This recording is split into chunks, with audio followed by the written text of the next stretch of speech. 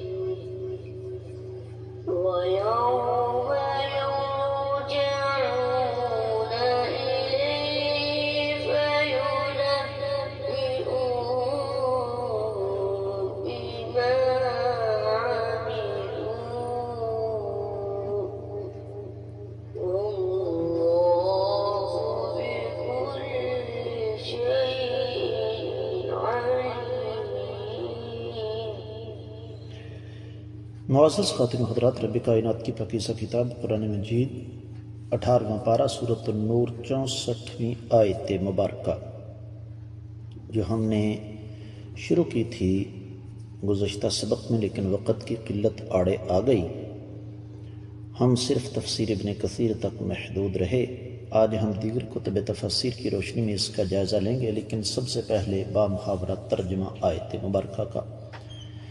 رب کائنات ارشاد فرماتے ہیں کہ خبردار رہو کہ زمین و آسمان میں جو کچھ ہے سب کچھ اللہ ہی کا ہے، اور تم جس راستے پر چل رہے ہو اللہ ملک العلم رب الجلال والاکرام اسے اچھی طرح جانتے ہیں، اور جس دن یہ سب اللہ ملک العلم رب الجلال والاکرام کی طرف لوٹائے جائیں گے تو اس دن رب کائنات ان کو بتائیں گے کہ یہ کیا عمل سر انجام دیتے تھے، اور اللہ تعالیٰ ہر چیز کا جاننے والا ہے، اللہ تعالیٰ ہر چیز کا علم رکھنے والے ہیں۔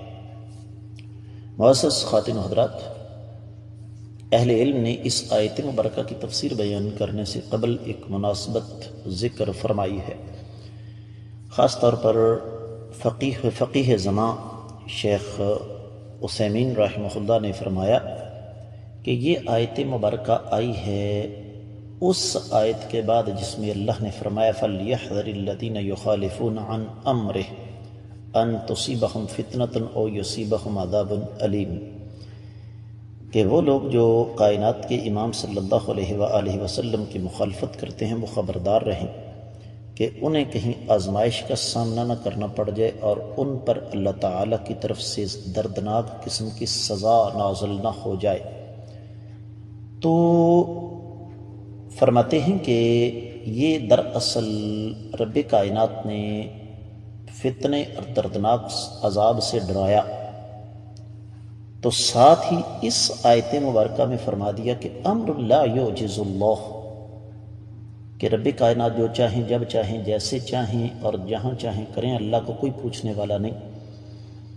کیونکہ زمین و آسمان کا ایک ایک ذرہ اللہ کی ملکیت میں ہے۔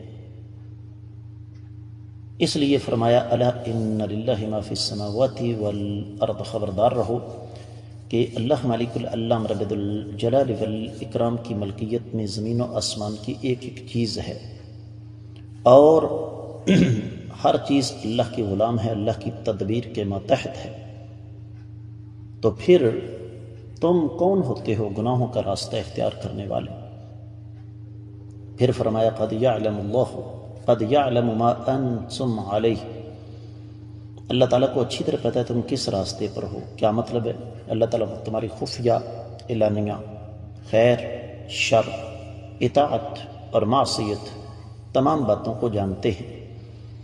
جس طرح کے پیچھے ہم سورہ یونس پڑھ کر آئے ہیں، وما تكون في شأن وما تتلو منه من قرآن ولا تعملون من عمل إلا كنا عليكم شهودا إذ تفيضون فيه وما يعزب عن ربك من مثقال ذرة في الأرض ولا في السماء ولا أصغر من ذلك ولا أكبر إلا في كتاب مبين۔ 61ویں آیت مبارکہ ہے کہ آپ جس حالت میں بھی ہوں، قرآن کی تلاوت کر رہے ہوں اور کوئی بھی عمل آپ کر رہے ہوں، ہم اس کو اچھی طرح جانتے ہیں، اور آپ کے رب سے زمین و آسمان کا کوئی ذرہ بھی پوشیدہ نہیں ہے، نہ کوئی اس سے چھوٹا نہ اس سے بڑا، مگر ہر چیز اللہ کے پاس لکھی ہوئی ہے۔ تو فرمایا وَيَوْمَ يُرْجَعُونَ إِلَيْهِ فَيُنَبِّئُهُم بِمَا عَمِلُوا، جس دن تم سب اللہ کی طرف لوٹائے جاؤ گے اور رب کائنات تمہیں بتائیں گے کہ تم کیا اعمال سر انجام دے رہے تھے، خیر یا شر، اور اسی کا بدلہ تمہیں ملے گا۔ جس طرح سورۃ القیامہ کی 13ویں آیت مبارکہ آگے آ رہی ہے، یُنَبَّأُ الْإِنسَانُ يَوْمَئِذٍ بِمَا قَدَّمَ وَأَخَّرَ، جس دن انسان کو بتایا جائے گا کہ تم نے پیچھے کیا چھوڑا اور آگے کیا بھیجا۔ اور واللہ بکل شیء علیم، اللہ تعالیٰ انسان کے تمام اعمال، احوال، نیات کو اچھی طرح جانتے ہیں۔ اللہ تعالیٰ کے سامنے کوئی چیز بھی مخفی نہیں ہے۔ امام ابن جریر، امام سمرقندی، امام قرطبی وغیرہ نے اس پر بڑی تفصیل کے ساتھ لکھا۔ اور پھر سورہ آل عمران کی 5ویں آیت مبارکہ ہم پیچھے پڑھ کر آئے ہیں، ان اللہ لا يخفى علیہ شیء فی الارض ولا فی السماء، رب کائنات کے سامنے زمین و آسمان کی کوئی چیز بھی پوشیدہ نہیں ہے۔ معزز خواتین و حضرات، بات کو اختتام کی طرف لے جاتے ہوئے کچھ مزید ضروری امور ہیں جو آپ کی خدمت میں رکھنے کی ضرورت ہے، اور وہ یہ کہ اگر تھوڑا سا غور کیا جائے تو اس آیت مبارکہ میں رب کائنات نے ہر دو قسم کے لوگوں کو مخاطب کیا، جس طرح کہ امام شنقیطی نے اضواء البیان میں لکھا ہے کہ اس میں اطاعت گزاروں کے ساتھ اللہ نے اچھا وعدہ کیا، اور مجرموں، نافرمانوں کو رب کائنات نے بری طرح ڈانٹا ہے۔ اور اس کے ساتھ ساتھ اللہ رب العزت نے منافقین کو بھی بتا دیا کہ کسی غلط فہمی کا شکار مت ہونا، اللہ مالک العلام رب الجلال والاکرام تمہاری خفیہ اور ظاہری تمام باتوں کو اچھی طرح جانتے ہیں، سمجھتے ہیں۔ یہی وجہ ہے کہ اہل علم کہتے ہیں کہ اس سورہ مبارکہ کے اختتام پر یہ آیت مبارکہ رب کائنات کی طرف سے ایک تسلی ہے ایمان والوں کو، اور ایک وعید ہے کافروں کو۔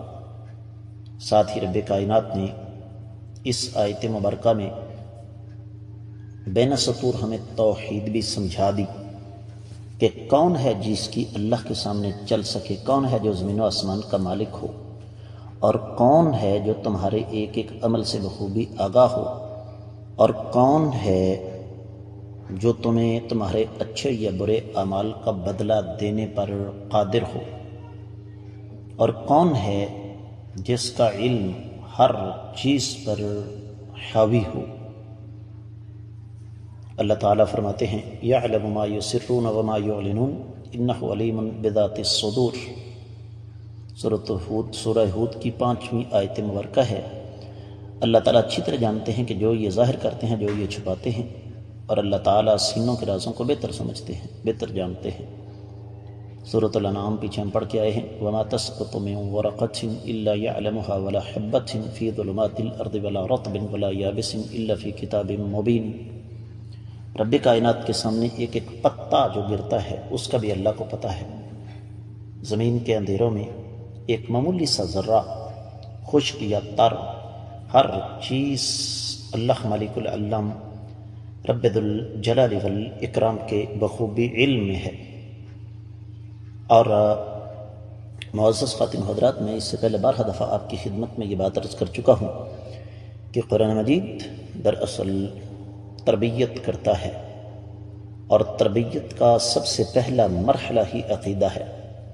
جب تک عقیدہ صحیح نہ ہو تب تک باقی تمام کے تمام امور بیکار اور فضول ہیں۔ تو اس آیت مبارکہ میں اللہ نے سب سے زیادہ زور تربیت پر دیا۔ اس کے ساتھ ساتھ انسان تب تک دائرہ انسانیت میں رہ سکتا ہے جب تک اسے اس بات کا خوف ہو کہ میری باقاعدہ نگرانی ہو رہی ہے، مانیٹرنگ ہو رہی ہے، اور مجھے اپنے ہر عمل کا اللہ کی بارگاہ میں جواب دینا ہوگا۔ تو رب کائنات نے یہ بات قرآن مجید میں قدم قدم پر ہمیں سکھائی، سمجھائی کہ یاد رکھو، تمہیں اللہ کی بارگاہ میں حاضر ہو کر اپنے ایک ایک عمل کے بارے میں جواب دینا ہوگا۔ وَوَجَدُوا مَا عَمِلُوا حَاضِرًا وَلَا يَظْلِمُ رَبُّكَ أَحَدًا۔ جو بھی انہوں نے اعمال سر انجام دیے وہ اپنی آنکھوں کے سامنے حاضر پا لیں گے، اور آپ کا رب کسی پر ظلم نہیں کرتا۔ تو جب مجھے آپ ہر انسان کو اس بات کا علم ہوگا کہ میں نے اپنے ایک ایک عمل کا اللہ کے سامنے جواب دے کے اس کا بدلہ بھی لینا ہے، تو پھر ہم واقعی دائرہ انسانیت میں رہیں گے، پھر ہم ایک دوسرے کے حقوق پر ڈاکہ نہیں ماریں گے۔ اور یہی وجہ ہے کہ بعض کہنے والوں نے کہا کہ خوشخبری ہے ان لوگوں کے لیے جو اس دنیا میں رہتے ہوئے اللہ سے ڈرتے ہیں اور نیک اعمال سر انجام دیتے ہیں، اور بدبختی ہے ان لوگوں کے لیے جو آخرت کو بلائے بیٹھے ہیں۔ مفسرین کرام کی ایک جماعت، ان کا اپنا انداز ہے تفسیر کا، کچھ عربی شعر بھی انہوں نے اس آیت مبارکہ کی تفسیر میں پیش کیے۔ ایک شاعر کہتا ہے، ان اللیالی لم تحسن الی احد الا اساءت الیہ بعد احسانی۔ راتیں جو ہیں وہ کسی کے ساتھ احسان نہیں کرتی۔ ہاں یہ ہو سکتا ہے کہ احسان کے بعد اس کو برا بدلہ ملے۔ تو اصل میں یہ دنیا ہے، یہاں پر جو ہم سوچتے ہیں اس کے برعکس ہو سکتا ہے، لیکن اللہ تعالیٰ کو ایک ایک چیز کا پتہ ہے۔ اس کے ساتھ ہی آیت مبارکہ کی مختصر تفسیر مکمل ہوتی ہے۔ اجازت چاہوں گا۔ السلام علیکم ورحمۃ اللہ وبرکاتہ۔